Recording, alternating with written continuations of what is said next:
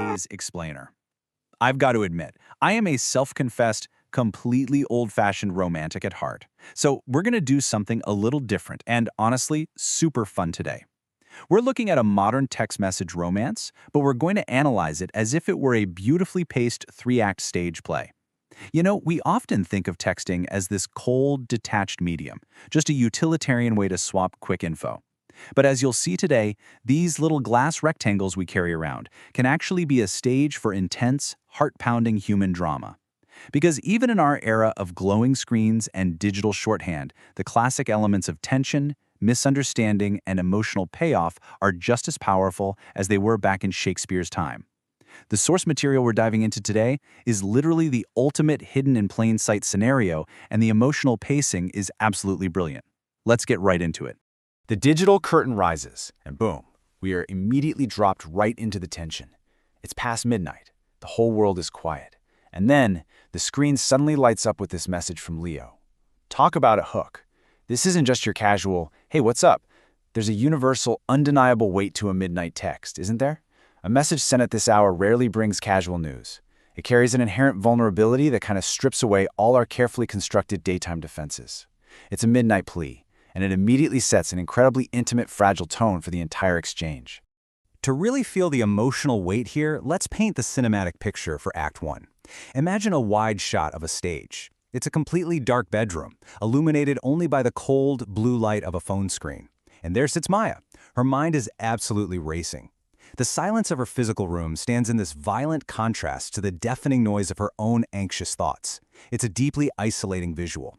In this quiet night, that glowing screen is literally her only connection to Leo, a boy she's been inseparable best friends with since high school. Okay, before the dialogue continues, we really need to understand our dramatist persona, our hidden hearts, because their dynamic is the entire engine of our play. So on one side we have Maya. She's selfless, she is secretly, deeply in love with her best friend, and as this conversation starts, she's bracing herself for absolute heartbreak. She is utterly convinced he's about to confess his feelings for someone else. Then, on the other side, we have Leo. He is the fiercely loyal best friend, he's incredibly kind, but right now, he is highly insecure and doubting himself. These two deeply hidden emotional states are basically on a high-speed collision course. After Maya replies that she's always there for him, Leo drops this line. I want you to imagine a breathtakingly dramatic pause on stage right here. I like her so much. Wow. This is our inciting incident. This is the exact moment the agonizing misunderstanding begins.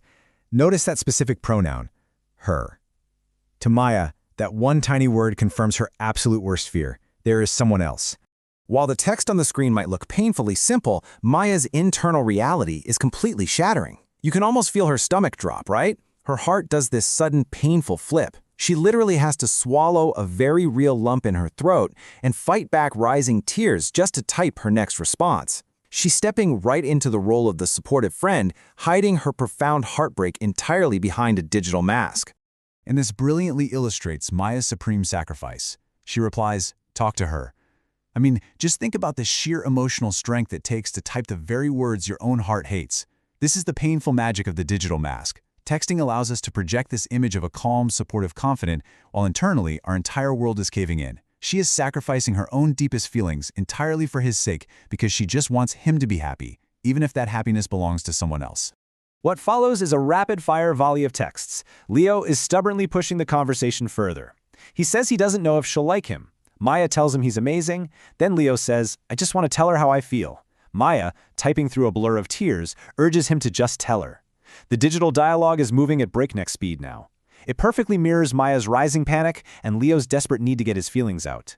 He pushes, she deflects, he insists, she encourages. It's a masterclass in tension. We now transition to Act 2. The cinematic visual here shifts to an extreme close-up. A single tear hits the glass of Maya's phone screen, splashing right over Leo's incoming text, which reads, I tell her that daily. I am always with her. I love her. This is Maya's breaking point. The dramatic irony has reached its absolute peak. The irony of the glass screen itself is so palpable here. This little device connects them instantly across the city, yet it's acting as an impenetrable, heartbreaking barrier to their true feelings. Let's map this out for a second and see how this agonizing emotional tension builds over the conversation. Look at how the psychological weight escalates. At minute 1, we have Maya's selfless sacrifice, talk to her.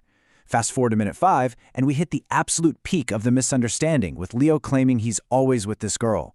And finally, by minute 10, the tension is just unbearable. The dam has to break. The pain just becomes too much for Maya to hold back. Just this once, she decides to let a tiny piece of her own truth slip out. She types softly, "I know how you feel. I have the same problem. But he'll never like me." Notice that phrase, "the same problem." She's desperately trying to find a sliver of solace in shared pain. She's offering him a piece of her own tragic, unrequited reality in solidarity, and by doing so, inadvertently laying the breadcrumbs for the truth. Across town, the stage lighting shifts completely. This is the exact moment Leo physically sits up straight in bed. His breath catches. He realizes, suddenly, that the script he thought he was reading is actually a completely different play. There is an entirely different layer to this conversation that he was completely blind to. Wait, who do you like? The entire center of gravity of our narrative has just dramatically pivoted. Maya panics and tries to deflect. You can picture her sad, deflective smile in the cold blue light as she types this evasion into her phone. Ooh, some boy. Notice how she capitalized the word boy? It's almost like a subconscious, nervous tell. She's frantically trying to strap the supportive best friend mask back onto her face, but the straps are broken. It's slipping. But Leo sighs, and the misunderstanding twists even tighter in his chest. His deep insecurity flares right back up as he reads her deflection. He projects his own fear onto her situation, replying, "Ooh, she won't like me either." It's such a profound psychological insight into human insecurity. When we feel deeply unworthy, it acts like a blinder, making us completely oblivious to the blindingly obvious truth staring us right in the face. The agonizing miscommunication between these two hidden hearts is almost too much to bear. Maya simply cannot stand him, thinking he isn't enough. She tells him this mystery girl absolutely does like him.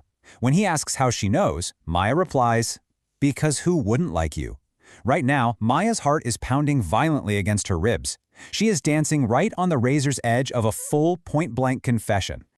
And here is Leo's devastating response. You. It is a pivotal, heartbreaking assumption. He assumes that since Maya likes some boy, and she is his best friend, that she herself doesn't have those romantic feelings for him. It's a tragic comedy. He assumes the exact opposite of reality, simply because they are too close to see clearly. This single three-letter word is the spark that finally pushes Maya over the edge. So the absolutely crucial point happens right here. Maya's breath hitches. She realizes she cannot play the best friend game for one more agonizing second.